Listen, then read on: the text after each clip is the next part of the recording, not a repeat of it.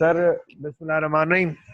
Internal controls, वैसे तो मैं आपको बता चुका हूँ, आप समझ भी चुके हैं कि इंटरनल कंट्रोल क्या होते हैं। आज बस ऊपर से थ्योरी वाली जो बातें होती हैं वो हमें कवर करनी है कि इंटरनल कंट्रोल होते क्या है। सर, इंटरनल कंट्रोल जैसे तो आपको पता है कि वो पॉलिसीज, वो प्रोसीजर्स जो कि एंटिटी इम्प्लीमेंट कर रही होती है, जैसे कि हमारी इम्प्लीमेंट मतलब जो कि चला रही होती है, वो पॉलिसीज, वो प्रोसीजर, वो पूरा प्रोसेस, ठीक है ना, जिसके थ्रू एंटिटी, जिसके थ्रू कंपनी के ऑपरेशन सही तरीके से चल सकें, इफेक्टिवली चल सकें।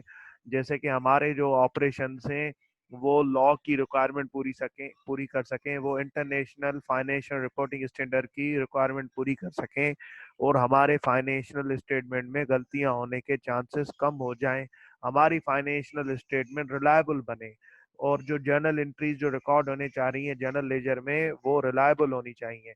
इंटरनल कंट्रोल का मकसद यही है, वो पॉलिसी, वो प्रोसीजर, वो सर प्रोसेस जो कि हम पूरा अप्लाई कर रहे हैं, जो कि हम पूरा इम्प्लीमेंट कर रहे हैं, वो सर उसके अंदर वो बातें, इंटरनल कंट्रोल मतलब वो बातें, वो प्रोसीजर जैसे कि हमारे सारे कंपनी लॉ के या लीगल लॉज हमारे फॉलो हो सके, हमारी फाइनेंशियल स्टेटमेंट रिलायबल हो सके, हमारे ऑपरेशंस इफेक्टिव हो सके, ठीक है। लेकिन बात यह है कि इसी इंटरनल कंट्रोल जो भी हमने सब पढ़े सर, उनमें ना एक लिमिटेशन हमेशा रहती है। 100% ऐसे नहीं कि इंटरनल कंट्रोल बन गया, जो भी हमने सेल साइकिल पढ़ी, हमने परचेज साइकिल पढ़ी, हमने पेरोल साइकिल पढ़ी, हमने कैश एंड बैंक साइकिल पढ़ी, हमने फिक्स साइकिल पढ़ी, ऐसा नहीं है कि ये कंट्रोल बन गए तो अब 100% गलतियां ना होने के चांस हो गए। देखें, जैसे मैंने कैश काउंट के वक्त मैंने आपको बताया था, कैश के वक्त के एक बंदा रिसीव करेगा, दूसरा बंदा लिखेगा, एक बंदा काउंट करेगा, दूसरा बंदा रिकॉर्ड करेगा। ये मैंने बातें आपको बताई थी ना सेग्रीगेशन ऑफ ड्यूटीज के लिए, जैसे कि फ्रॉड होने के चांसेस कम हो जाए, ये मैंने बात की। क्योंकि अगर एक ही बंदा काउंट करेगा, एक ही बंदा लिखेगा, तो सर इससे ये चांस हो सकता है कि वो सर पैसा उसके बाद अपॉर्चुनिटी आ जाएगी, पेटी केस ज्यादा होगा तो वो सर क्या करेगा, वो चोरी कर सकता है या पैसों का गलत यूज कर सकता है। लेकिन अगर हमने सेग्रीगेशन ऑफ ड्यूटी, खुद एक कंट्रोल है, लेकिन अगर सर वो उन दोनों एम्प्लॉयज मिल जाएं, आपस में मिल जाने को बोलते हैं कोलिजन, वो आपस में मिल जाएं सर, कोलिजन हो जाए, तो सर आप इस बात को कुछ नहीं कर सकते। लेट सपोज सर मैनेजमेंट ने खुद से कंट्रोल बनाए हुए हैं, जैसे फ्रॉड में हमने पढ़ा था, कंट्रोल बनाना किसकी जिम्मेदारी, मैनेजमेंट की। मैनेजमेंट खुद कोई ऐसी ट्रांजेक्शन कर रही है जो कि अपने एसोसिएटेड कंपनी के साथ कर रही है, और जानबूझ के उस कंट्रोल्स में से, अब एसोसिएटेड कंपनी के लिए लेट सपोज हमने कहा हुआ है कि यार जब भी एसोसिएट कंपनी से होगी तो हमें क्या करना पड़ेगा, स्पेशल रेजोल्यूशन पास करना पड़ेगा एज पर कंपनी लॉ, और उसको ना अप्रूवल वगैरह सबको लेना पड़ेगा, ठीक है ना। तो बात ये है कि मैनेजमेंट ने ये कंट्रोल बनाया है, और इसी कंट्रोल को अगर मैनेजमेंट खुद चाहे तो फॉलो ना करे, शेयर होल्डर को बताना ना चाहे, ठीक है ना, या कोई भी ऐसा कंट्रोल खुद मैनेजमेंट खुद बनाना जिम्मेदारी होती है उनकी। मैनेजमेंट की जिम्मेदारी इंटरनल कंट्रोल्स बनाना, उनको इफेक्टिव काम करवाना, लेकिन मैनेजमेंट खुद से ही कोई कंट्रोल फॉलो ना करे तो इसको बोलते हैं मैनेजमेंट ओवरराइड ऑफ कंट्रोल, जो कि फ्रॉड का चांस हो जाता है, ठीक है ना। इसी तरीके से सर कोई भी ऐसी बात, जैसे कुछ ऑर्गेनाइजेशन क्या करती हैं, कुछ ऑर्गेनाइजेशन क्या करती हैं सर के बोलती हैं यार ये इंटरनल कंट्रोल बनाने में ना हमें कॉस्ट ज्यादा लग जाएगी, तो इससे अच्छा है हम इंटरनल कंट्रोल बनाए ही नहीं। या कोई ऑर्गेनाइजेशन ऐसी होती है, वो जैसे कि हमारा काम है सर मोबाइल बना के सेल करना, लेकिन किसी ऑर्गेनाइजेशन ने हमें कहा कि यार हमें ना कुछ एक स्पेसिफिक मोबाइल बना के दे दो, स्पेसिफिक प्रोडक्ट बना के दे दो। अब अगर किसी तरह ऐसा कोई स्पेसिफिक प्रोडक्ट आ जाता है जो कि हमारे नॉर्मल प्रोडक्ट से चेंज होता है, तो ये नॉन रूटीन ट्रांजेक्शन बन जाता है। नॉन रूटीन ट्रांजेक्शन तो सर ये वैसे हम सर्विस नहीं देते हैं, हम एक प्रोडक्ट बना लेते हैं, और एक नेचर एक क्लाइंट की वो प्रोडक्ट बना लेता है नॉर्मली, और वो ही सेल कर रहा होता है। लेकिन एक हमारे पास क्लाइंट आ गया, नहीं यार मुझे मेरी पसंद का मोबाइल बना के दो, मैं तो मैं स्पेसिफिकेशन उसकी बताऊंगा, तो सर ये नॉन रूटीन ट्रांजेक्शन होती है। तो हो सकता है कि मैनेजमेंट इसमें कंट्रोल फॉलो ना करे, तो ये बातें सारी इसके अंदर आ जाती हैं, ठीक है ना सर। तो और सर दूसरी चीज ये होती है, कभी कभी यहाँ से लेके हम यहाँ रीड करते हैं तो फिर इसमें हमें कल कवर हो जाएंगी सर, डेफिशिएंसी से लेके यहाँ तक रीड करें, ठीक है ना, deficiency of internal control, limitation of internal control, आगे यहाँ तक रीड करके मुझे बताएं तो फिर हम आगे बढ़े, ठीक है। अब हम करने जा रहे हैं, देखो इंटरनल कंट्रोल के ना 5 कंपोनेंट्स हैं। इंटरनल कंट्रोल किस तरीके का होता है, उसके ना 5 कंट्रोल्स हैं, 5 कंपोनेंट्स हैं, 5 कंपोनेंट बोलो, 5 टाइप्स बोलो, ठीक है। अब सबसे एक कंपोनेंट है कंट्रोल एनवायरनमेंट, दूसरा कंट्रोल है सर इंफॉर्मेशन सिस्टम, तीसरा है सर उसका इंफॉर्मेशन सिस्टम के अलावा एंटिटी रिस्क असेसमेंट, सर चौथा कंट्रोल है कंट्रोल एक्टिविटीज, और पांचवा कंट्रोल है मॉनिटरिंग ऑफ कंट्रोल। सर ये सब आपको पता है, सब आपको पता है, आपने जस्ट हमें रीड करना है और कुछ भी नहीं। ये सारी बातें जब भी मैं इसको आखिर में करवा रहा हूँ, जब पहले ना मैं आपको प्रैक्टिकल लाइफ दिखा दी। ठीक है, अब देखिए कंट्रोल इन्वायरमेंट क्या होता है। कंट्रोल इन्वायरमेंट कितने कंट्रोल कंपोनेंट है, इंटरनल कंट्रोल की पांच बातें, इंटरनल कंट्रोल के अंदर पांच बातें, कितने कंट्रोल इंटरनल कंट्रोल के अंदर कितनी बातें, पांच बातें, पांच बातें, पांच कंपोनेंट, पांच टाइप्स। ठीक है ना, कौन कौन से कंट्रोल इन्वायरमेंट, मेरे साथ साथ बोलो, कंट्रोल इन्वायरमेंट, इंफॉर्मेशन सिस्टम, तीसरा रिस्क असेसमेंट, चौथा कंट्रोल एक्टिविटी, पांचवा monitoring of controls. Sir control environment क्या होता है? कंट्रोल इन्वायरमेंट ये होता है कि क्या एंटिटी के अंदर, पूरी ऑर्गेनाइजेशन के अंदर ऊपर से लेके नीचे तक कंट्रोल का एनवायरमेंट है। यहाँ पे कंट्रोल का एनवायरमेंट है सर, किस तरीके से? सर इस बात से समझे नहीं हम लोग। सर इससे ये मुराद कि देखो क्या एंटिटी ने वैसे प्रोसीजर, वो पॉलिसी पूरी ऑर्गेनाइजेशन के अंदर हर डिपार्टमेंट के अंदर इंप्लीमेंट की हुई है? ओवरऑल ओवरऑल फाइनेंशियल स्टेटमेंट के अलावा क्या यहाँ पे कंट्रोल के माहौल अच्छे हैं? जैसे हम किसी मल्टीनेशनल कंपनी के अंदर जाते हैं, यार यहाँ पे ना कंट्रोल्स बड़े अच्छे हैं, यार यहाँ पे ना पूरा एक सिस्टम अच्छा बना हुआ है, हर चीज सिस्टम से चल रही है। ये सिस्टम से चल रही है, इसका क्या मकसद? इसका मकसद कंट्रोल एनवायरनमेंट। जैसे कि अब देखो बोर्ड ऑफ डायरेक्टर्स ऐसे नहीं है कि कुछ कंपनीज के अंदर बोर्ड ऑफ डायरेक्टर ऐसे हैं जो कि सिर्फ मीटिंग में मिल रहे होते हैं, ओवरऑल देखते ही नहीं है, जो कि जब इनको मीटिंग में बुलाया जाए सीएफओ वगैरह से तो आते हैं, वरना सर वो आते ही नहीं है। बोर्ड ऑफ डायरेक्टर्स की अगर कमिटी वहां पे ना, फिर कंट्रोल इन्वायरमेंट नहीं हुआ। जैसे कि sir out side of management, जैसे कि मैनेजमेंट देख रही है, जैसे कि कंट्रोल एनवायरनमेंट, जैसे कि सर बोर्ड ऑफ डायरेक्टर्स ने ऑडिट कमेटी बनाई हुई है। ऑडिट कमेटी से क्या मुराद? अगर कभी ऑडिट के अंदर तुम लोगों की कोई मिस स्टेटमेंट निकली, कोई बात निकली, ऑडिटर ने कोई पॉइंट निकाली, इंटरनल ऑडिटर ने या एक्सटर्नल ऑडिटर ने, तो सर ये पूछा जाएगा, किससे पूछा जाएगा? सीएफओ वगैरह, भाई इसकी वजह क्या है? दूसरी चीज, हमने कोड ऑफ एथिक्स की पॉलिसी लगाई हुई है, हर कोई भाई इस ड्रेसिंग में आएगा, या नॉर्मली इथिक्स पॉलिसी लगाई हुई है, कोई चोरी नहीं करेगा, सबको इतने बजे लॉग इन होना है, इतने बजे लॉग आउट होना है।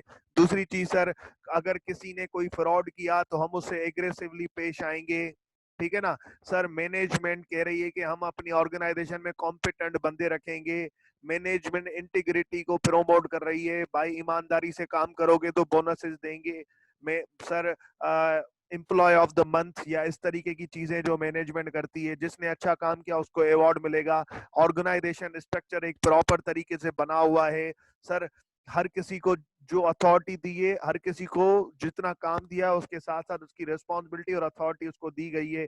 प्रॉपर ह्यूमन रिसोर्स की पॉलिसी बनी हुई है कि भाई अगर हम एम्प्लॉयज को अपने को लोन भी देंगे, तो ये सारी चीजें ना सारे डिपार्टमेंट में देखा जा रहा है कि अगर किसी ने कोड ऑफ कंडक्ट या किसी पॉलिसी को ब्रीच किया, ये भी लिखा गया है पॉलिसीज के अंदर, हर काम की पॉलिसी है सर। अगर किसी ने लॉ को, हमारे ऑर्गेनाइजेशन के किसी भी लॉ को या पॉलिसीज को ब्रीच किया, तो उसके साथ उसको हम निकाल देंगे, उसको हम पनिश करेंगे। ये सारी बातें मतलब पूरी ऑर्गेनाइजेशन के अंदर कंट्रोल एनवायरनमेंट जो है ना, वो बाकी चार कंट्रोल्स का सबसे बड़ा सब मतलब बाकी सारे चार कंट्रोल एक तरीके से कह लो कि कंट्रोल एनवायरनमेंट में आते हैं। कंट्रोल एनवायरनमेंट मतलब इन चार का मजमुआ, इन चार का मजमुआ। ठीक है ना, कंट्रोल एनवायरनमेंट सर जो है ना, उसके अंदर ये चारों बातें आ जाएंगी जो नीचे पढ़ेंगे। Information system relevant to financial statement, sir monitoring of control, sir risk assessment और कंट्रोल एक्टिविटी, ये चारों इसके अंदर आ जाएंगे, क्योंकि कंट्रोल एनवायरनमेंट पूरी ऑर्गेनाइजेशन को देख रहा है। बोर्ड ऑफ डायरेक्टर्स ऊपर से देख रहे हैं क्या हो रहा है हमारी ऑर्गेनाइजेशन के अंदर। बोर्ड ऑफ डायरेक्टर्स या कंपनी उस बंदे को हायर करती है जो कि कॉम्पिटेंट हो। बोर्ड ऑफ डायरेक्टर्स चाहती है कि हमारे ऑर्गेनाइजेशन सही तरीके से चले, हमारे ऑर्गेनाइजेशन के अंदर ईमानदार लोग हो, हमारे ऑर्गेनाइजेशन के अंदर अगर किसी ने चोरी की तो उसके साथ सही से ट्रीट किया जाएगा। एक प्रॉपर चाह रही है कि चैनल होना चाहिए, ऐसे नहीं कि सर बिल्कुल असिस्टेंट मैनेजर भी होना चाहिए, हिरारकी होनी चाहिए, हिरारकी मैंने जैसे बीएमपीएस में पढ़ा होगा ना, हिरारकी, इस तरीके से। ठीक है ना, और सर अगर मैं बात करूं information relevant to financial statement की, क्या बात है, इसका मकसद ये है कि वो इंफॉर्मेशन जो कि आपने प्रोसेस पढ़े ना, जैसे सेल सिस्टम पढ़ा आपने, आपने परचेज साइकिल पढ़ा, आपने सर पेटी के साइकिल पढ़ा। अब देखो सेल सिस्टम में क्या था, कस्टमर ऑर्डर करता है, ऑर्डर से लेके फाइनेंशियल स्टेटमेंट में जो एंट्री रिकॉर्ड हो रही है वो information, information system relevant to financial statement, मतलब इस पूरी साइकिल में फाइनेंशियल स्टेटमेंट में जो गलती होगी ना, जो फाइनेंशियल स्टेटमेंट की जो एंट्री पड़ेगी ना, वो उस पूरी साइकिल को देख के पड़ेगी। इस पूरी साइकिल के अंदर वो कौन सी चीज है जो कि रिलेवेंट है फाइनेंशियल स्टेटमेंट में लेने के लिए, कौन सी चीज थी सर, वो चीज थी सेल्स क्रेडिट रिसीवेबल या कैश या बैंक डेबिट, इसी तरीके से था ना। तो एक जो साइकिल चल रही है, जो साइकिल चल रही है परचेज साइकिल या सेल साइकिल, जो सर साइकिल चल रही है, इस पूरी साइकिल के अंदर फाइनेंशियल स्टेटमेंट में एंट्री किस तरीके से रिकॉर्ड होनी चाहिए, ठीक है ना।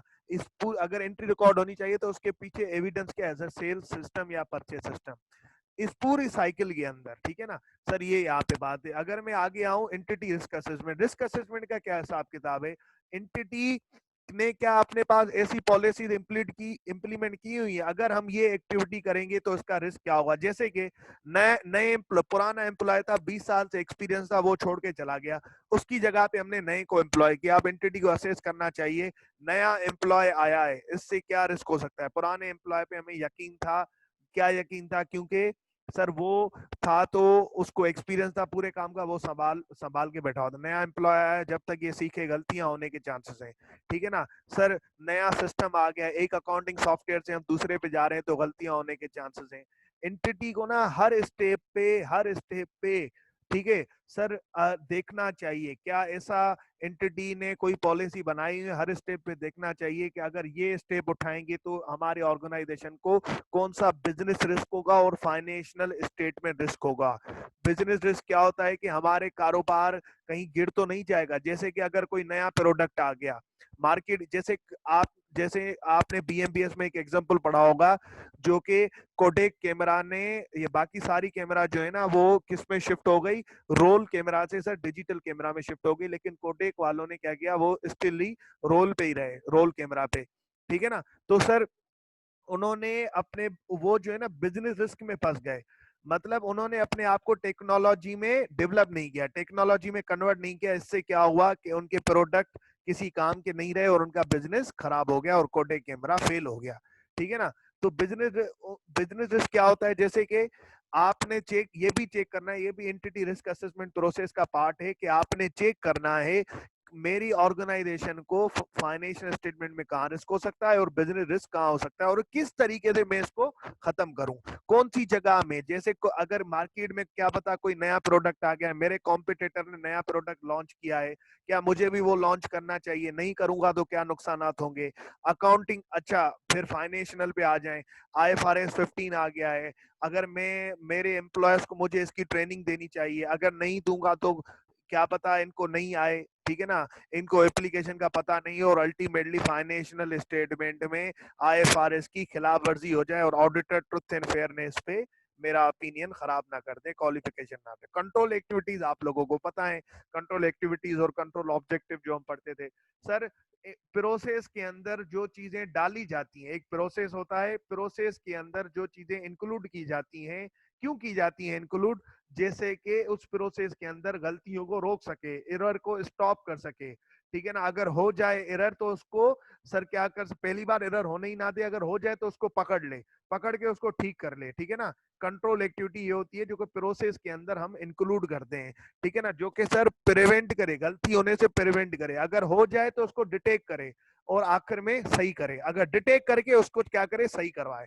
पहली बात तो रोक दे, रोकने के अलावा पहली बात उसको रोक दे, गलती ना हो सके। रोकेगा कैसे सर, जैसे कि कंट्रोल एक्टिविटी क्या थी कि sir discount should be approve by senior official, ये था ना भाई, डिस्काउंट शुड बी, डिस्काउंट अगर मैंने ये कंट्रोल लगाया, मैं मतलब मैं डिस्काउंट होने अगर कोई बंदा अगर ये कंट्रोल नहीं लगाता, अगर ये अथोराइजेशन वाला कंट्रोल कौन सा है, प्रिवेंटिव, ठीक है ना। जैसे अगर ये कंट्रोल नहीं लगाता, ये एक्टिविटी कंट्रोल एक्टिविटी नहीं रखता, तो कोई जूनियर किलर वगैरह अपने बंदे को, किसी को भी, अपने बहनोई को या कोई भी सेल बेल उसका दोस्त वोस्त परचेज करने आता तो उसको डिस्काउंट दे देता। ठीक है। पर मैंने यहाँ पे मैंने क्या लिखा कि डिस्काउंट जब भी लोगे, जब सर उसके लिए क्या करना पड़ेगा, किसी रिस्पॉन्सिबल ऑफिशियल से अप्रूव करवाना पड़ेगा। तो मैंने इस गलती को ना प्रिवेंट कर दिया। लेट सपोज मैंने ये अप्रूवल वाला नहीं लगवाया हो, नहीं रखा हो, तो सर फिर क्या करता मैं? मैंने क्या किया, मैंने बोला डिस्काउंट चलो कोई भी अप्रूव कर ले। फिर मैंने सोचा आखिर में ऐसा करते हैं कि जब भी सेल का वाउचर, जब भी सेल डिलीवर की जाएगी ना, उससे पहले, डिलीवर करने से पहले रिस्पॉन्सिबल ऑफिशियल को दिखाई जाएगी, वो चेक करेगा, फिर उसके बाद सेल कर होगी। तो सर ये डिटेक्टिव है। ये क्या है? डिटेक्टिव के भाई, जब उसको डिस्काउंट दिया जा रहा होगा वो आखिर में रोक देगा और उसको सही करवा दे, नहीं भाई इसके इसके इस तरीके से करो। अब क्या क्या कौन कौन सी होती है कंट्रोल एक्टिविटी, आपको पता है सर। उसके एग्जांपल वही हैं जो भी हमने केस साइकिल में कंट्रोल एक्टिविटी पढ़ी, कैशियड बैंक साइकिल में पढ़ी हमने, पेटी कैश में पढ़ी हमने सर, HR पेरोल साइकिल में पढ़ी हमने, सेल साइकिल में पढ़ी, परचेस साइकिल, वो सारी authorisation, physical control, segregation of duties, sir ये सारी रिकंसिलेशन करना, ये सारी बातें इसके अंदर है। मॉनिटरिंग ऑफ कंट्रोल क्या होता है कि इन चारों कंट्रोल्स को वॉच करना, चेक करना, क्या मेरी ऑर्गेनाइजेशन के अंदर जो मैंने कंट्रोल बनाए हैं, जो सेल साइकिल पे कंट्रोल्स रखे हैं, जो कि मैंने सर पेरोल साइकिल पे कंट्रोल रखे हैं, मैंने ओवरऑल जो भी कंट्रोल रखे हैं सर, क्या क्या वो सही तरीके से ऑपरेट कर रहे हैं या नहीं कर रहे, कोई उसके अंदर कोई गलती तो नहीं हो रही, कोई ऐसा तो नहीं है कि वो फॉलो नहीं कर रहा मेरे कंट्रोल। मॉनिटरिंग ऑफ कंट्रोल्स का ये मकसद है। तो सर इन सब कंट्रोल्स को जो मैंने अभी आपको रीड करवाई, आसान सी बातें हैं, अब आपको आसान लगनी चाहिए। ये obtaining of understanding of internal control से लेके मॉनिटरिंग ऑफ कंट्रोल तक रीड करें इसको। कोई प्रॉब्लम हो तो मुझे बताएं सर, जल्दी से रीड कर लें तो इसको पास पेपर हम करें। अब सर हम करने जा रहे हैं टेस्ट ऑफ कंट्रोल। अब देखो टेस्ट ऑफ कंट्रोल का क्या हिसाब किताब है। अब टेस्ट ऑफ कंट्रोल में कुछ रट्टा लगाते हैं, लेकिन मैं क्या करता हूँ, रट्टा लगाने की सोच में नहीं जा रहा होता। अब देखो, हर कंट्रोल एक्टिविटी, जो भी कंट्रोल एक्टिविटी होगी ना, जो कि मैंने अपने हैंडआउट में भी आप लोगों को दिखाई, ठीक है ना सर, उनके लिए ना एक ट्रिक होती है उनको चेक करने की। आप खुद से दिमाग लगाएं कि उसको चेक कैसे करना है मुझे। जैसे कि हमने कहा sale discount voucher should be approve, discount voucher should be approve, ठीक है ना, हमने ये पढ़ा। अब ये बताओ, क्लाइंट ने बोल दिया कि भाई discount voucher should be approve, आपने उससे पूछा, अंडरस्टैंडिंग ली, उसने बोला यार हमारे यहाँ जब भी डिस्काउंट दिया जाता है ना तो रिस्पॉन्सिबल ऑफिशियल अप्रूव करता है। तो आप सर इस चीज को चेक कैसे करेंगे? आप इस चीज को, जो उसने ये कहा है डिस्काउंट जब भी हम देते हैं किसी क्लाइंट को तो वो अप्रूव करवाते हैं रिस्पॉन्सिबल ऑफिशियल से, ठीक है ना, सेल मैनेजर से या सेल सीनियर मैनेजर से या सेल सर ऑफिशियल जो सेल करवाता है उस ऑफिशियल से। अब आप खुद सोचिए सर, इस चीज को आप चेक कैसे करेंगे? वो ये कह रहा है, आप क्या करेंगे उसकी इस बात को चेक करने के लिए? वो ये सच बोल रहा है कि झूठ बोल रहा है, आप क्या करेंगे सर? आप खुद दिमाग लगाएं, मुझे बताएं क्या करेंगे आप। Discount voucher should be approve, ठीक है ना, डिस्काउंट अगर किसी को दिया जा रहा है तो वो अप्रूव होना चाहिए। आप क्या करेंगे बताएं?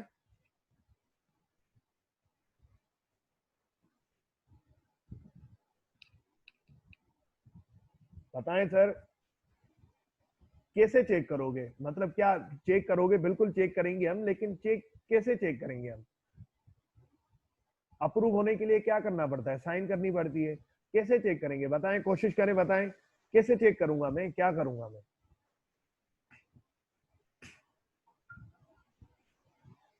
जिसने अथोराइज किया उससे कंफर्म करेंगे, उसको याद थोड़ी होगा मैंने क्या किया है। वो भी अगर बोलते हैं, वो भी चलो बोलते, वो भी मैनेजमेंट का बंदा है, वो भी बोलते हाँ यार, हाँ हाँ मैं तो करता हूँ, हाँ हाँ उसने किया भी नहीं, हाँ मैं तो करता हूँ। सर मैं क्या करूंगा, जो भी अप्रूवल की चीज होगी ना, जहां पे भी कंट्रोल एक्टिविटी अप्रूवल की होगी, मैं क्या करूंगा, सिंपल से ना सेल की इनवाइस उठाऊंगा। ये सेल की इनवाइस पे पूरी ये सपोर्टिंग लगी हुई होगी ना, पूरी सेल सेल की कोई भी इनवाइस उठाऊंगा, जो भी एक एंट्री हुई होगी, जो भी फाइनेंशियल स्टेटमेंट में, सर जो भी फाइनेंशियल स्टेटमेंट में सेल की एंट्री हुई होगी, जर्नल लेजर के अंदर वो पड़ी होगी। फाइनेंशियल स्टेटमेंट में से, पीएनएल में से सेल उठाऊंगा, उसके पीछे जाऊंगा तो सर क्या मिलेगा, ट्रायल बैलेंस, ट्रायल बैलेंस के पीछे जाऊंगा तो जर्नल लेजर मिलेगा। जर्नल लेजर में वो सारी सेल सारी होंगी। मैं जर्नल लेजर में थे सिंपल के तौर पे मैं क्या करूंगा, अगर सर मैं क्या करूंगा, उसको चेक करूंगा, अगर एक मैंने इनवॉइस उठाई, याद रखना अगर कभी भी एक इनवॉइस कोई भी सैंपल बेस पे उठाऊं तो उसको बोलते हैं डिजाइन एंड इम्प्लीमेंटेशन। क्या कंट्रोल डिजाइन किया हुआ है? हाँ कंट्रोल डिजाइन किया हुआ है ना, उसने आपको अंडरस्टैंडिंग दी तो ये डिजाइन है ना। उसने सर आपको डिजाइन का मकसद ये होता है, एक होता है डिजाइन एंड इम्प्लीमेंटेशन जिसको बोलते हैं DNI। डिजाइन का मकसद ये होता है कि आपने उससे अंडरस्टैंडिंग ली, आपके सेल का प्रोसेस क्या होता है। अब देखो हमने इतने सारे सवालात किए, बहुत सारी जगहों पे डेफिशिएंसी थी प्रोसेस के अंदर। तो इसका मकसद वहां पे कंट्रोल डिजाइन ही नहीं है, वहां पे कंट्रोल प्रॉपर बना हुआ ही नहीं है, डिजाइन ही नहीं है, ठीक है ना। जो उन्होंने प्रोसेस बताया उसके अंदर कहीं कंट्रोल एक्टिविटी है ही नहीं, इसका मतलब डिजाइन ही गलत है।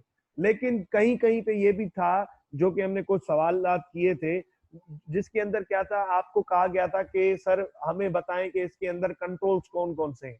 आप भी यही होता है कि आप जब ऑर्गेनाइजेशन के बाद प्रोसेस पूछने चाहते हो, आपके पास जाते हो, सर आपके पास सेल किस तरीके से होती है, तो जब वो आपको बता रहा होता है तो सर अगर उस प्रोसेस के अंदर कंट्रोल्स आ रहे हैं, कंट्रोल एक्टिविटी आ रहे हैं, इसका मतलब डिजाइन है।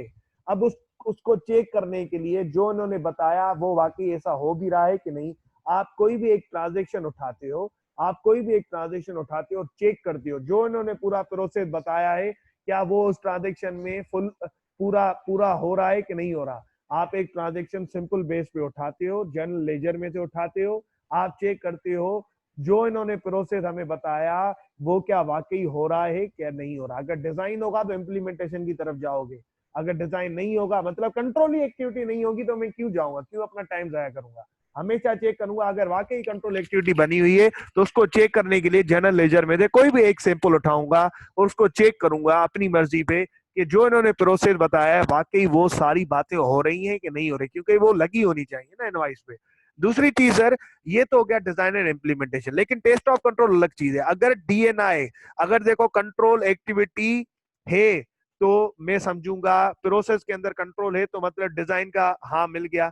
जब डिजाइन का हाँ मिल गया तो फिर मैं इम्प्लीमेंटेशन चेक करूंगा, वाकई इन्होंने जो प्रोसेस बताया है वो वाकई हो भी रहा है कि नहीं। उस इम्प्लीमेंटेशन के लिए हमेशा एक कोई भी एक वाउचर उठा के, कोई भी एक सेल का वाउचर उठा के चेक करूंगा। अगर परचेजेस का चेक कर रहा हूं तो कोई हमेशा एक वाउचर उठा के परचेज का चेक करूंगा। अगर डिजाइन होगा तो इम्प्लीमेंटेशन की तरफ जाऊंगा। अगर इम्प्लीमेंटेशन में मैंने देखा हाँ यार वाकई ये जो मैंने वाउचर उठाया ना सैंपल बेस पे, इसमें वाकई पूरा प्रोसेस जैसे इसने बताया ना, चेक तो करना है ना, क्या पता झूठ बोल रहा हो, कैसे मैं मान लूं। वाकई इसने जो प्रोसेस बताया ना वो वाकई पूरा ऑपरेट हो रहा है बिल्कुल उसी तरीके से जैसे इसने बताया। अगर इम्प्लीमेंटेशन का हाँ मिल जाता है, ठीक है ना, अगर DNI मेरा हाँ हो जाता है, DNI मेरा इफेक्टिव हो जाता है, डी मतलब डिजाइन, प्रोसेस, प्रोसेस में क्या वाकई कंट्रोल एक्टिविटी एग्जिस्ट करती है, अगर नहीं करती तो बात ही खत्म हो गई, टेस्ट ऑफ कंट्रोल करूंगा ही नहीं मैं, टेस्ट ऑफ कंट्रोल करूंगा ही नहीं मैं। ध्यान से तरीके से सुन लेना मेरी बात, तसल्ली से सुन लो। डिजाइन का मकसद है कि जो प्रोसेस आप लोग पढ़ रहे थे सवाल के अंदर, आप उस सवाल स्टार्ट कैसे हो रहा था, हमने क्लाइंट से बैठ के अंडरस्टैंडिंग ली सेल कैसे होती है, हमने क्लाइंट से बैठ के अंडरस्टैंडिंग ली परचेजेस कैसे होती है। अब इस बात को आप क्या चेक कर रहे थे, आप खुद देख रहे थे कि डेफिशिएंसीज कहाँ कहाँ पे, जहां पे डेफिशिएंसीज थी आप कह रहे थे यार यहाँ पे कंट्रोल्स एग्जिस्ट ही नहीं करते, यहाँ पे कंट्रोल डिजाइन ही नहीं है, बात ही खत्म हो जाती थी। इसका मतलब डिजाइन ही नहीं है तो चेक ही क्यों करोगे आप। लेकिन कहीं कहीं सवालात में क्या आ रहा था, जो हमने क्वेश्चंस किए थे जो कि मैंने आपको करवाए क्लास के अंदर, ठीक है ना, 2-3 दिन पहले, सर उसके अंदर क्या था, अगर डिजाइन कोई कोई सवाल आ रहा था जिसके आपने अंडरस्टैंडिंग ली और वहां पे ना कंट्रोल्स आ रहे थे तो आपको कहा गया इसके अंदर कंट्रोल आइडेंटिफाई करो, इसका मतलब वहां पे कंट्रोल एक्टिविटीज आपने आइडेंटिफाई कर ली। अब मतलब यहाँ पे डिजाइन है, ठीक है, कंट्रोल एक्टिविटी आपने आइडेंटिफाई कर ली मतलब डिजाइन है। अब इसको कंट्रोल एक्टिविटी, अब डिजाइन को चेक करने के लिए आपने क्या किया, कोई भी एक वाउचर उठाया और उसका पूरा चेक किया, जो इसने प्रोसेस बताया है मुझे क्या वो अप्लाई हो रहा है कि नहीं हो रहा, ठीक है। इसका मतलब DNI डिजाइन भी है और इम्प्लीमेंट भी है। अगर इम्प्लीमेंट होगा, लेट सपोज अगर इम्प्लीमेंट नहीं होता तो फिर आगे ही नहीं भाई, एक वाउचर उठाया मैंने उसके अंदर भी तुमने जो प्रोसेस बताया है वो पूरा अप्लाई नहीं हो रहा, तो अब मैं बाकी चीजें क्या चेक करूं। इसका मतलब तुमने बस प्रोसेस जो है ना वो कागज तक ही बनाया हुआ है, आगे तो तुमने कुछ किया नहीं है। ठीक है ना। पहले डिजाइन होना चाहिए, उसके बाद ही मैं वाउचर चेक करूंगा, कोई भी उठा के। तो सर इम्प्लीमेंटेशन होना चाहिए। जब एक वाउचर वो सही निकलेगा, उसके बाद मैं सैंपल पे 25 या 50 या 100 ट्रांजेक्शन उठाऊंगा, या 25 या 50 या 100 या 10, आपके ऊपर है। This all depends upon sir professional judgement. आपके ऊपर है, आप 10 उठाएं, 25 उठाएं, 50 उठाएं, 60 उठाएं, 100 उठाएं। आप सर 100 ट्रांजेक्शन पूरे साल में से सैंपल बेस पे उठाएंगे। कहां से उठाएंगे? अगर मैं सेल चेक कर रहा हूं, सेल के ऊपर कंट्रोल चेक कर रहा हूं, तो सेल के जर्नल लेजर में से कोई भी जो साल के अंदर 100 सेल हुई है, 50 सेल हुई है, 60 सेल हुई है, सर अब कितनी भी 1000 सेल हुई है, उसमें से 60 उठा ली मैंने, रेंडमली 60 उठा ली। 5000 सेल हुई है, मैंने उसमें 100 उठा ली। आपकी मर्जी, आप कितने भी उठाएं।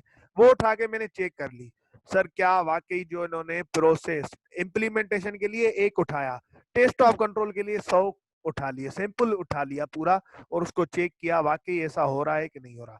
और अब हमेशा याद रखना, हर कंट्रोल एक्टिविटी के लिए ना टेस्ट ऑफ कंट्रोल होगा। ये ट्रिक होगी, इसको समझ लो। हर कंट्रोल एक्टिविटी के लिए टेस्ट ऑफ कंट्रोल होगा। आपसे सवाल में पूछा जाएगा, sir test of control suggest करें। तो जो भी कंट्रोल एक्टिविटी बनाई जाती है, किस लिए बनाई जाती है? गलतियों को रोकने के लिए। जैसे कि हम अप्रूव करेंगे, discount must be approve by responsible official, तो इसको चेक करने के लिए क्या करूंगा, जब भी अप्रूवल की बात की जाए ना, तो मैं हमेशा क्या करूंगा, मैं बोलूंगा यार मैं सैंपल बेस पे ट्रांजेक्शन उठाऊंगा और चेक करूंगा वाकई साइन किया हुआ है अप्रूव्ड ऑफिशियल ने या किसी और ने किया हुआ है। अप्रूव भाई, रिस्पॉन्सिबल ऑफिशियल कौन है, उससे पूछ लूंगा, भाई सेल्स मैनेजर है। मैं जितनी भी ट्रांजेक्शन उठाऊंगा उन सब पे चेक करूंगा वाकई सेल्स मैनेजर ने साइन किया हुआ है कि नहीं किया हुआ। अगर सेग्रीगेशन ऑफ ड्यूटीज की बात की जाएगी कि भाई जैसे कैश एंड बैंक साइकिल में था, कैश एंड बैंक साइकिल में क्या था कि भाई एक बंदा कैश रिसीव करेगा, दूसरा लिखेगा, एक बंदा कैश काउंट करेगा, दूसरा रिकॉर्ड करेगा। तो अब ये कैसे चेक करूंगा? ये कंट्रोल में जाके फिजिकली ऑब्जर्व करूंगा। मुझे एक बंदे ने बता तो दिया, भाई हमारे यहाँ ना ऐसा करते हैं, मैं जाऊंगा वहां पे उस जगह और वहां जाके ऑब्जर्व करूंगा। ऑब्जर्व मतलब ऊपर खड़े होके देखूंगा वाकई ऐसा हो रहा है कि नहीं हो रहा। जब भी सेग्रीगेशन ऑफ ड्यूटीज की बात आएगी तो मैं हमेशा ऑब्जर्व करूंगा, जब भी अप्रूवल की बात आएगी तो मैं हमेशा ऑब्जर्व करूंगा, नहीं वेरीफाई करूंगा सैंपल बेस पे। अच्छा, तीसरी चीज, जब भी मास्टर ये कहा जाए कि मास्टर फाइल में, जब भी ये कंट्रोल आ जाए कि मास्टर फाइल में हमने एक क्रेडिट लिमिट बना दी है। याद करो सेल्स में क्या था कि क्रेडिट लिमिट हम सेट कर लेते हैं, क्रेडिट लिमिट सेट कर लेते हैं और वो मास्टर फाइल में हम डाल देते हैं, इंक्लूड कर लेते हैं, मास्टर फाइल में हम डाल देते हैं, इंक्लूड कर लेते हैं, ये था ना। तो जैसे ये हम कंट्रोल क्यों बनाते हैं, इस वजह से बनाते हैं, कंपनी आपको कह रही है कि इस वजह से बनाते हैं कंट्रोल, ये क्रेडिट लिमिट, जैसे कोई भी कस्टमर अपनी क्रेडिट लिमिट से ज्यादा सेल ना करे। अब मैं इस चीज को कैसे चेक करूंगा, मैं इसका कैसे टेस्ट ऑफ कंट्रोल करूंगा? मैं क्या करूंगा, कोई भी एक कस्टमर उठाऊंगा, मैं उसकी चेक करूंगा उसकी क्रेडिट लिमिट कितनी है। लेट सपोज मिस्टर ए है, उसकी क्रेडिट लिमिट है 1 लाख। मैं क्या करूंगा सर, कोई भी कंपनी का प्रोडक्ट 1,10,000, 1 लाख से ऊपर वाला ना ऑर्डर करके देखूंगा। सर मैं क्या करूंगा, उस कस्टमर की आईडी पासवर्ड लूंगा क्लाइंट से, उस कस्टमर का आईडी पासवर्ड लूंगा, सिस्टम में जाऊंगा, लॉगिन करूंगा, मतलब उस कस्टमर के नाम से लॉगिन किया। अब 1 लाख से ज्यादा का उधार का माल नहीं होना चाहिए ना। मैं बोलूंगा ठीक है, मैं आपकी इस बात को चेक कर लेता हूँ। मैं क्या करूंगा सर, 1,10,000 का ऑर्डर करूंगा मैं, जैसे कि 1,01,000 का ऑर्डर करूंगा। जैसे फिर कस्टमर को क्या कहना, मास्टर फाइल को क्या करना चाहिए, ऑर्डर मुझसे नहीं लेना चाहिए, क्योंकि मुझे क्लाइंट ने भी तो यही बताया है ना। तो हमेशा जब भी अप्रूवल की बात आएगी तो वेरिफिकेशन करूंगा, सेग्रीगेशन ऑफ ड्यूटीज की बात आएगी तो ऑब्जर्व करूंगा, मास्टर फाइल की बात आएगी कि भाई क्रेडिट लिमिट जो है ना, जब भी मास्टर फाइल की बात आएगी ना, जब भी मास्टर फाइल की बात है, कभी कभी मास्टर फाइल की ये बात आएगी कि फाइनेंशियल स्टेटमेंट में एंट्री हमेशा सर रिस्पॉन्सिबल ऑफिशियल करता है, फाइनेंशियल स्टेटमेंट में हमेशा चेंजेस जो होती हैं ये बंदा करता है। जैसे कि अथोराइज बंदा जो होता है ना, वो सिर्फ इन्वेंट्री डिपार्टमेंट में जाता है। फिक्स एसेट पे जैसे कंट्रोल था, ओनली अथोराइज बंदा जो है ना, वो फिक्स एसेट में जा रहा होता है और कोई नहीं जाता। वेयर हाउस में सिर्फ अथोराइज बंदा जाता है और कोई नहीं जाता। भाई कैसे जाता है थोड़ा बात, भाई हमने ना ये देखो दरवाजे के बाहर हमने ये मीटर लगा दिया, हमने ना ये कोड वाला लगा दिया है, कोड वाला। तो सर सिर्फ अथोराइज बंदा जिसको हमने इजाजत दी है ना, वो जाता है, इस पे कोड डालता है, पासवर्ड, फिर ये दरवाजा खुलता है। मैं क्या करूंगा, जानबूझ के गलत कोड डालने की कोशिश करूंगा, किसी और एम्प्लॉय की, क्लर्क वगैरह की मैं क्या करूंगा, यहाँ पे कोड डाल के देखूंगा, जैसे कि एम्प्लॉय कोड होता है ना, ये दरवाजा नहीं खुलना चाहिए, फिर मैं मानूंगा वाकई ये सही कह रहे हैं या गलत कह रहे हैं। ठीक है ना, तो इस तरीके की बातें होगी। जब भी अप्रूवल होगा तो ये सर सैंपल करेंगे, मैक्सिमम हम सैंपल वगैरह चेक करते हैं। मास्टर फाइल के लिए हम क्या करते हैं सर, हमेशा उल्टा काम करके देखते हैं। जब भी मास्टर फाइल की बात आएगी ना कंप्यूटर की, सिस्टम की, हम उल्टा करके देखेंगे। ठीक है, तो सर ये हिसाब, जब भी सिस्टम की बात होगी हम उल्टा करके देखेंगे। सेग्रीगेशन ऑफ ड्यूटीज की बात होगी तो हम ऑब्जर्व करेंगे। अथोराइजेशन की जब भी बात होगी हम सैंपल उठा के चेक करेंगे। ठीक है, दूसरी चीज, invoice must be sequentially pre numbered. तो मैं क्या करूंगा, एक बंच ऑफ इनवॉइस उठा लूंगा और चेक कर लूंगा कि यार ये वाकई सीक्वेंशियली प्री नंबर्ड हैं कि नहीं, उनको आपस में चेक कर लूंगा। इसी तरीके से वो क्या जीडीएन के साथ गुड डिस्प्ले नोड का भी सीक्वेंशियली प्री नंबर है कि नहीं। सर यही इसकी ट्रिक है और कुछ भी नहीं है। रीड कर लें, कंट्रोल एक्टिविटी के सामने टेस्ट ऑफ कंट्रोल रीड कर लीजिएगा घर पे, और फिर मुझे बताइएगा कि ये ट्रिक काम आई कि नहीं आई। यही ट्रिक है सर इसको चेक करने की, और कोई ट्रिक नहीं है। बस ये वर्डिंग आप यहाँ से देखेंगे, अपनी वर्डिंग में भी सारे परचेजेस, सारी सेल साइकिल, जितनी भी साइकिल है सबके अंदर सर इसी तरीके से वेरिफिकेशन पे। सर जब भी वेरिफिकेशन अथोराइजेशन वाला कंट्रोल होगा तो sir it must be authorise by responsible official, तो मैं क्या करूंगा, सैंपल उठाऊंगा। सेग्रीगेशन ऑफ ड्यूटीज पे मैं क्या चेक करूंगा सर, हमेशा मैं चेक करूंगा कि यार कि आपका जो है ना, ये सेग्रीगेशन और ड्यूटीज हमेशा ऑब्जर्व करूंगा। ठीक है ना, जैसे कहा जाता है कि यार अब देखो कहा जा रहा है आपको, और कोई ऐसा प्रोसेस है जो कि डॉक्यूमेंट नहीं होता, जैसे कि सर, जैसे कि ऐसा इसका कौन सा ऐसा प्रोसेस होगा जो कि डॉक्यूमेंट नहीं होता। बेटा बात सुनो, सेग्रीगेशन ऑफ ड्यूटीज वाला प्रोसेस डॉक्यूमेंट होता है नहीं सर। अब ये कहाँ डॉक्यूमेंट, ये कैसे कहाँ पे होगा, ये सपोर्टिंग डॉक्यूमेंट में तो कहीं भी नहीं होगा कि एक बंदा रिकॉर्ड करता है और एक बंदा रिसीव करता है पैसे या काउंट करता है। तो इसको चेक करने का एक ही हल है, ऑब्जर्व करो। दूसरी चीज सर, एक बात सुनो, कि जब भी हम गुड्स परचेज करते हैं और गुड्स हमारे पास रिसीव होते हैं, जब भी हम गुड्स परचेज करते हैं और हमारे पास जब रिसीव हो जाते हैं, तो रिसीव होने से पहले, फैक्ट्री में इन करने से पहले हमारा बंदा गुड्स की इंस्पेक्शन करता है। अब ये कहीं पे डॉक्यूमेंट होता है, कहीं पे परचेज वाउचर में कहीं पे ये लिखा होगा कि हमने ये इंस्पेक्ट करके गुड्स अंडर डाली है, नहीं सर, अंडर ये तो नहीं होगा। इसको ऑडिटर कैसे चेक करेगा, तो ये एक प्रोसेस है, इसको चेक करने के लिए क्या करेगा ऑडिटर, ऑब्जर्व करेगा, ऑब्जर्व। ठीक है ना सर, जो चीजें जो कंप्यूटर वाली सिस्टम मास्टर फाइल वाली चीजें होंगी, ऑडिटर उनका उल्टा करके देखेगा। उल्टा कैसे, जैसे कि सर हमने क्रेडिट लिमिट लगाई है, ठीक है ना, 1000 से ज्यादा, एक बंदे की 10,000 की लिमिट है, तो इसका क्या मकसद कि 10,000 से इसका मजीद ऊपर ऑर्डर नहीं लिया जाएगा। अब अगर मैं 5,000 का करूंगा तो 5,000 का ऑर्डर तो लेगा, मैं 10,000 का करूंगा 10,000 का ऑर्डर तो लेगा, लेकिन मेरा कंट्रोल क्या है, क्रेडिट लिमिट से ऊपर का ऑर्डर नहीं होना चाहिए, मैं 11,000 ऑर्डर करके देखूंगा।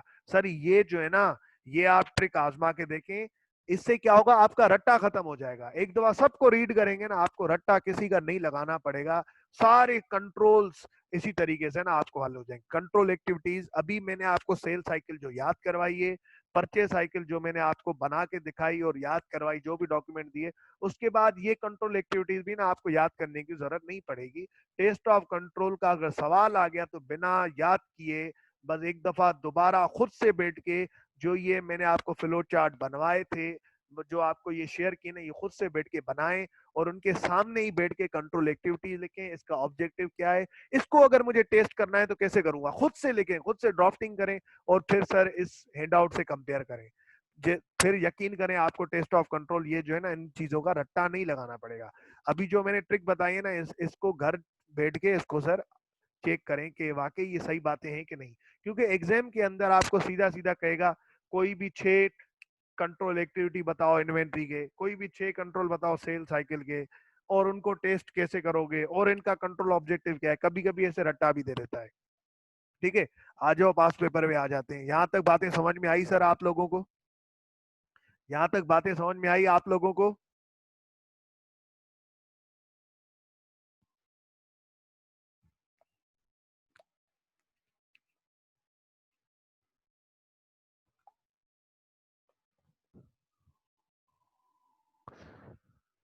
ठीक है सर, आगे बढ़ते हैं। सर ये क्वेश्चन देखें, state the responsibility of external audit and direct in relation to the design and operation of internal control system. किसकी जिम्मेदारी है सर, किसकी जिम्मेदारी है? एक्सटर्नल ऑडिटर की टेस्ट करना जिम्मेदारी है, डायरेक्टर की जिम्मेदारी है इंटरनल कंट्रोल बनाना। Describe some inherent limitation of internal control. Inherent limitation नीचे पढ़ाई मैंने आपको, मैनेजमेंट और right of control, collusion, sir cost cost trade effective, क्या कहते हैं sir, transaction, non routine transaction, ये सारी बातें मैंने आपको पढ़ाई। International standards on auditing require an auditor to evaluate the control environment, assess its effectiveness, state the factor that auditor should consider evaluating the control environment क्या होता है वो भी मैंने आपको बताया। briefly explain the components of internal control referred into the international standards of auditing control। components of internal control कितने? 5। कौन कौन से sir? Sir control environment, sir information relevant to financial statement, sir उसके अलावा लाभ का भला करे, रिस्क असेसमेंट, कंट्रोल एक्टिविटीज, और सर मॉनिटरिंग ऑफ कंट्रोल। इन सब की डेफिनेशन बता के थोड़े से 1-2 एग्जांपल करके 9 बातों में खत्म करना है। 9 मार्क्स से थोड़ा सा डिफाइन करके खत्म करना है। Being the auditor of Messrs XYZ Limited, describe to the management about the necessary internal control date should be in place to strengthen the sales system of the company or the receipt processing and recording of orders। ये आपके cell cycle पूछ रहा है आपसे, तो cell cycle की control activity इसको बता दे, ठीक है ना। जो मैंने आपको फ्लो चार्ट बनवाया ना, वो सारी बातें इसके अंदर लिख दें, बात ही खत्म हो जाएगी। State the internal control procedure in respect of the following function: dispatch the invoice, preparation of sale। जो नीचे इस हैंडआउट के अंदर जो वेयर हाउस से गुड्स डिस्पैच हो जाते हैं, packing list warehouse receive करता है सेल्स ऑर्डर सेल डिपार्टमेंट से, फिर क्या होता है गुड्स वेयर हाउस वाला क्या करता है सर, उसका पैकिंग लिस्ट बनाता है, वेयर हाउस वाले को कहता है, वो गुड्स भर के आ जाता है, फिर पैकिंग लिस्ट उन कार्टून के ऊपर इंस्टॉल होती है। At the time of loading of goods into the truck, sir, packing list is compared with the purchase order and sales order of the client। अब उसके बाद क्या होता है सर, ये डिस्पैच किया जाता है और डिलीवरी नोट साइन होके आ जाता है कस्टमर से। उसके बाद हम सेल डिपार्टमेंट को इन्फॉर्म करते हैं और सेल डिपार्टमेंट क्या करता है, इनवॉइस बना के कस्टमर को भेज देता है। तो सर ये इसका जवाब हो गया, ठीक है ना। You have been assigned to plan the test of control respect of receiving of goods and invoices from supplier of Bourbon Limited। In this regard, you are required to identify the following related risk। control risk क्या है? Identify a control date you expect to see to address the above risk, ठीक है ना। उसके बाद audit procedure you need to perform test of control। भाई ये सीधा सीधा जब गुड्स रिसीव होते हैं ना, तो उसके कंट्रोल रिस्क क्या हो सकते हैं, डेफिशिएंसीज क्या हो सकती हैं, ये पूछ रहा है आपसे। उसके अलावा आपसे ये पूछ रहा है कि कौन से कंट्रोल होने चाहिए जिनसे ये रिस्क खत्म हो जाए जब आप रिसीव करते हो गुड्स। ये परचेज का पूछ रहा है, ठीक है ना, परचेज का पूछ रहा है, जब गुड्स रिसीव करते हो और इनवॉइस रिसीव होती है तो कौन सी चीज का रिस्क हो सकता है, आप कंट्रोल रिकमेंड करो। बी में बोल रहा है रिकमेंड करो, ये अल्फाज चेंज कर दिए, मतलब सेम है। उसके बाद कौन से टेस्ट ऑफ कंट्रोल करोगे sir, your senior has asked you to carry out an internal control review of purchasing department of a manufacturing company। what control procedure would you expect in the following function in the department। Ratte का सवाल पूछ रहा है सीधा सीधा, control activity पूछ रहा है आपसे, ordering goods, receipts of goods, payment for goods, सीधा सीधा रट्टा पूछ रहा है, ठीक है ना। State 4 objectives of internal control date should be exercised over the purchase and trade payable system of control company of country company. कोई भी परचेज साइकिल में से कोई भी परचेज है, परचेज साइकिल ही तो ट्रेड पेबल का सर साइकिल होती है। Purchase cycle, purchase trade payable में कहां से एंट्री होती है, अगर परचेज करूंगा तो ट्रेड पेबल की एंट्री होगी ना, परचेज नहीं करूंगा तो कैसे ट्रेड पेबल की एंट्री। ट्रेड पेबल बोले तो क्रेडिटर्स। सर परचेज की साइकिल पढ़ाई थी ना, उसके अंदर कोई भी 4 ऑब्जेक्ट उठा के इसके मुंह पे दे मारो, सवाल हो जाएगा, ठीक है ना। उसके बाद सर आगे आते हैं, ये सारी बातें, ये सवाल सारे हो जाने चाहिए सर, बिल्कुल आसान से हैं, कोई मसले वाली बात नहीं है, सारे सवाल हो जाने चाहिए, ठीक है सर। आज की क्लास यहीं तक रखते हैं। अब आप लोगों का काम है सर, ये सारी चीजें पढ़ेंगे घर पे बैठ के टेस्ट ऑफ कंट्रोल वाली, और मुझे बताएंगे, मुझे इन्फॉर्म करेंगे, ठीक है।